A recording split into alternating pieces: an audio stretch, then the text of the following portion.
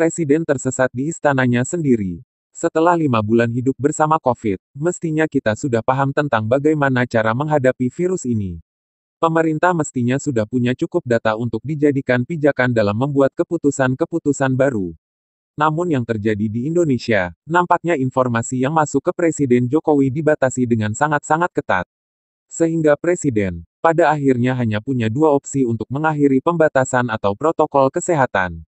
Menunggu vaksin siap dan tersedia, atau pemuja statistik yang menunggu sampai kasus penyebaran mencapai puncaknya dan turun. Bagi pro vaksin, ini jelas proyek luar biasa langka. Tidak akan pernah terulang untuk kedua kalinya proyek penyuntikan vaksin kepada 260 juta orang.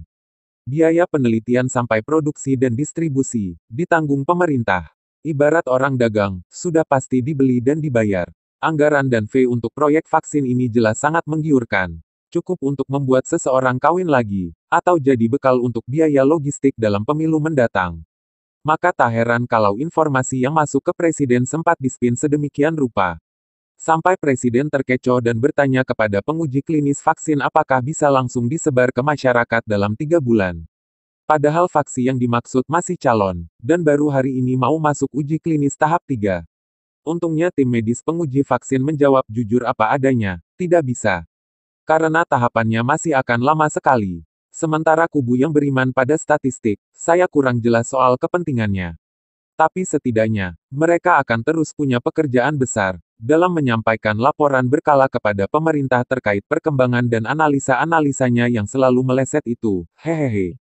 Tapi intinya, kubu statistik ini hanya akan merekomendasikan agar pemerintah menunggu sampai kasus penyebarannya turun, baru bisa membuka kembali aktivitas ekonomi sosial masyarakat. Dengan rekomendasi seperti itu, maka yang diuntungkan jelas adalah para pedagang musiman. Sudah bukan rahasia lagi saat harga masker melambung tinggi, beberapa orang relawan Jokowi terlibat menjadi reseller dengan keuntungan besar dan pasar tertutup. Bukan rahasia juga kalau harga rapid test di lapangan, dalam rang harga Rp400–500.000 sekali tes itu kemahalan. Bahwa kemudian Menkes menerbitkan aturan batas atas harga rapid test, itu baru keluar setelah berbulan-bulan masyarakat kita diperas dengan harga tinggi.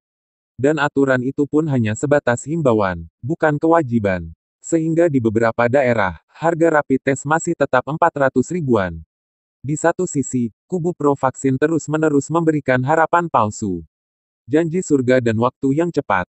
Desember siap, Januari tahun 2021 sudah bisa disebar ke masyarakat.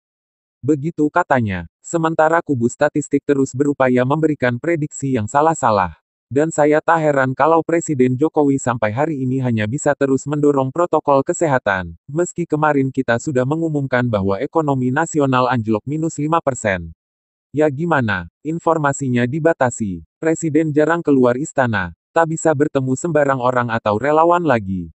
Solusi dari masalah ini jelas kemauan Presiden untuk keluar istana. Mendengar suara rakyat lagi, bukan percaya penuh kepada pembantu-pembantunya yang terbagi dua kubu dan saling menguatkan tersebut. Sampai di sini mungkin akan ada pembaca komen, jangan cuma kritik, kasih solusi. Ingat gak mudah jadi presiden bla bla bla hehehe. Memang gak mudah. Kalau mudah, Prabowo sudah jadi presiden. Tapi begini, data yang kita kumpulkan selama berbulan-bulan ini mestinya bisa jadi rujukan. Bahwa pembatasan ekonomi dan sosial masyarakat sia dihentikan hari ini juga. Tidak perlu lagi memperketat protokol kesehatan. Cabut status darurat nasional COVID. Hapus syarat rapid test perjalanan karena itu hanya membuat perusahaan BUMN gagal bersaing dengan bas-bas yang milik swasta itu. Kita sudah sama-sama melihat kenyataan, bahwa dari 110.000 kasus positif, 75.000 lebih orang sembuh dan 5.000 orang meninggal dunia. Data sederhana ini sejalan dengan data global atau yang ada di negara lain. Bahwa PSBB atau lockdown tidak bisa menghentikan laju penyebaran.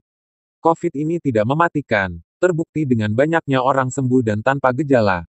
Kalaupun angka kematiannya juga ada, itu tetap perlu dijabarkan juga apakah hanya karena COVID atau penyakit bawaan yang sudah diderita belasan tahun oleh si pasien. Angka kesembuhan yang sangat tinggi mestinya cukup untuk meyakinkan pemerintah, bahwa kita hari ini sudah bisa menangani COVID dengan baik. Terbukti banyak yang sembuh, sehingga tak perlu khawatir dengan pasien dengan kondisi ringan dan sedang.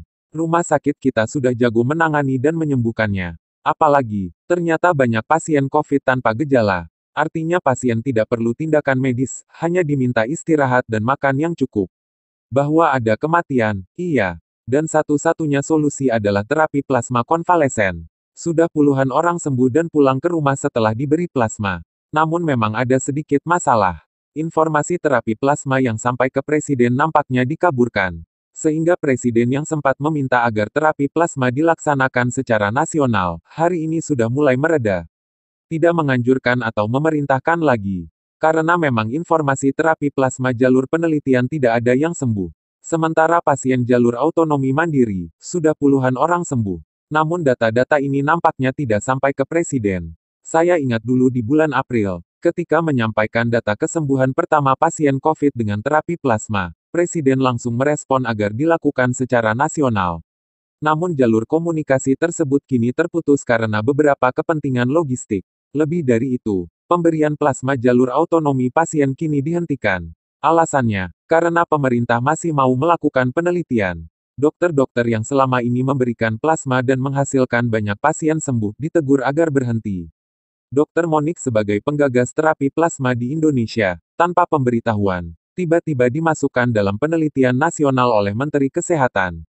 Saya sih paham, maksudnya agar Dr. Monik berhenti sosialisasi plasma dan memberikan langsung pada pasien.